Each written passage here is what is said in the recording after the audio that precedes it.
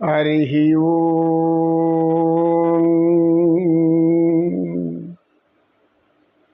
నమో నారాయణాయ నమః. నమఃశివాయ పరమేశ్వరాయ. దేవదేవ ధవళాచల మందిర గంగాధర హర నమో నమో దయాకర లోక శుభంకర నమో నమో నమో నమో నమో నమో. దేవదేవ ధవళాచల మందిర గంగాధర హర నమో నమో సర్వలోక శుభంకర నమో నమో నమో. ఓం నమ శివాయ. ఈశ్వరుడు అందరినీ చల్లగా చూసుకోక, అందరూ కూడా ఆ పరమేశ్వరుని అనుగ్రహంతో, ఆనందంతో, సంతోషంతో, ఆరోగ్యంతో అందరూ శుభాలను పొందుతూ జీవించాలని ఆ ఈశ్వరుని ప్రార్థిస్తున్నాను. నమో నారాయణ, నమో నారాయణ. నారాయణుడు ఈశ్వరుడు వేరు కాదు.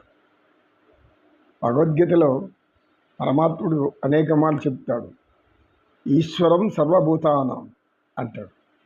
కనుక మనం శివకేశవుల మధ్య తేడాలు పెట్టుకున్నంతకాలం మనలో జ్ఞానం ఉండదు. ఈ జ్ఞానం రావాలి అంటే ఈశ్వరుడొక్కడే. ఈశ్వరుడే విష్ణువు, విష్ణువే ఈశ్వరుడు. కాకుంటే లోక కళ్యాణార్థం త్రిమూర్తులుగా అవతరించుంటారు వాళ్ళు. నమో కృష్ణ, నమో కృష్ణ. సత్యనిష్ఠుడు ధ్యానం ముగించుకోగానే శ్రావణభూతి అలా వచ్చాడు. గురువుగారు, నాకు ఈరోజు ఒక ఆశ్చర్యకరమైనటువంటి విషయం విన్నాను అన్నాడు. ఏం విన్నావు నాయనా, చెప్పు అన్నాడు. గురువుగారు, నేను సమిధుల కోసం అలా వెళ్తున్నాను. నువ్వు ఎప్పుడు అలానే వెళ్తుంటావులే, ఏం జరిగిందో చెప్పు.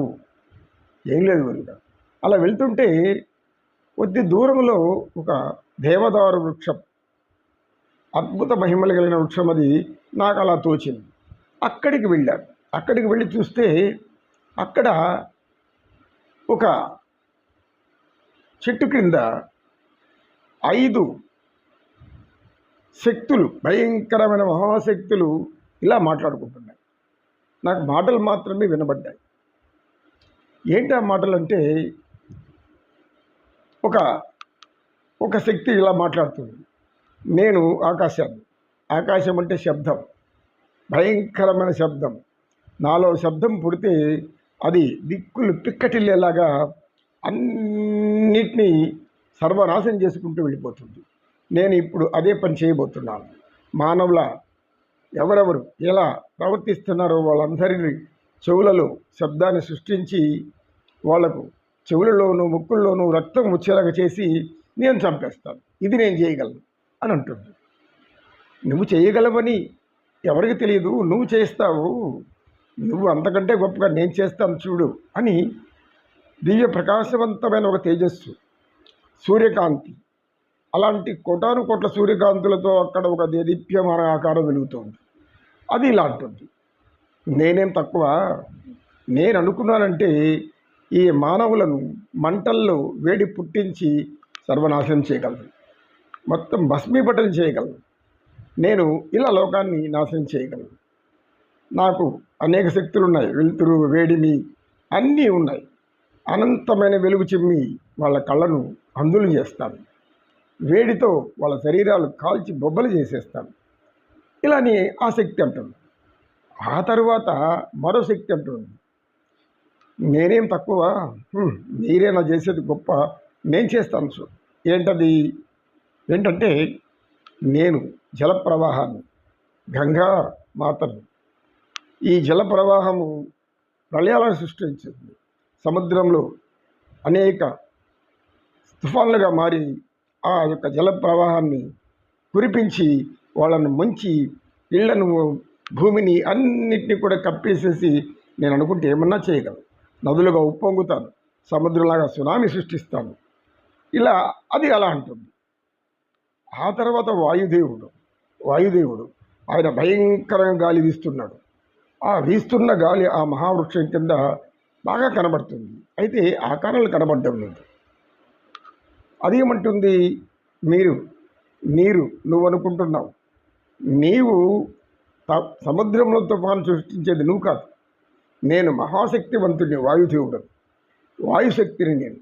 నా శక్తితో ఈ యొక్క సముద్రాలలో అల్లకల్లోలను సృష్టించి వాయుగుండాలు పైకి లేపి ఈ భూతలమంతా కూడా ఒకేసారి జలప్రళయం చేసి సృష్టించగలను. నిన్ను లేవగొట్టేది నేనే అన్నాడు ఆ యొక్క వాయుస్వరూపం. ఆ తర్వాత అన్నిటికీ ఆలోచిస్తున్నటువంటి ఒక దివ్యశక్తి, అది ఈ యొక్క నేల భూమాత శక్తి, భూశక్తి. ఈ భూమి మీరందరూ ఇలా భూమిని సర్వనాశం చేస్తే నేనేమైపోతాను అంటుంది భూమాత. ఏమన్నావు? నాకు మా ఇష్టం, ఈ మానవులను భయభ్రాంతులకు గురి చెయ్యాలి అని అంటుంది ఈ యొక్క మిగతా స్వరూపాలన్నీ కూడా. మిగతా 4 భూతాలు ఈ విధంగా ఒకదాని మీద ఒకటి పందెం వేసుకుని మానవ వినాశనం చేయాలంటుంది. గురువుగారు, ఇదేంటి మాకు అర్థం కాలేదు. ఈ ప్రపంచాన్ని కాపాడవలసినటువంటి ఈ పంచభూతాలు ఇలా నేను అది సృష్టించగలను, ఇది సృష్టించగలను, ప్రళయాలు సృష్టించి భూమి బద్దలు చేయగలను, భూమి పగలగొట్టగలను, భూమి ముక్కలు ముక్కలుగా చేసి అందులో పడి చనిపోయేలాగా చేయగలను, అనేక గృహాలను కూల్చివేయగలను. ఇదేంటి గురువుగారు ఇలా అంటున్నది ఏంటి అని అన్నాడు శ్రావణభూతి. శ్రావణభూతి అవి పంచభూతాలు. పంచభూతాల సృష్టి ఈ మొత్తం. ఈ యొక్క సృష్టి అంతా కూడా ఈ భూమి మీద చుట్టూ ఉన్నటువంటి వాతావరణము, సూర్యుడు, చంద్రుడు, అన్ని గ్రహాలు కూడా పంచభూతాల యొక్క సృష్టి. మనమంతా కూడా పంచభూతాల నుంచే వచ్చారు. అయితే నీవు అలా వినడానికి కారణం ఏమంటే, అవన్నీ ఒక విషయాన్ని మర్చిపోయాయి. ఏమంటే ఆ విషయము తామే శక్తివంతులమని విర్రదిగుతున్నాయి. భూదేవత కూడా ఏం చేస్తుంది? మీరైనా గొప్పతనం, నేను కూడా అంతకన్నా గొప్ప శక్తి కలదాను, భూకంపాలు సృష్టించగలరు, భూకంపాలు తీవ్రత చేసి భూమిని బద్దలు చేయగలరు అని అంటుందంటే, సహనం వహించాల్సి వలసిన భూమాత కూడా అలా అంది అంటే దీనికి కారణాలు ఉన్నాయి. ఏంటి?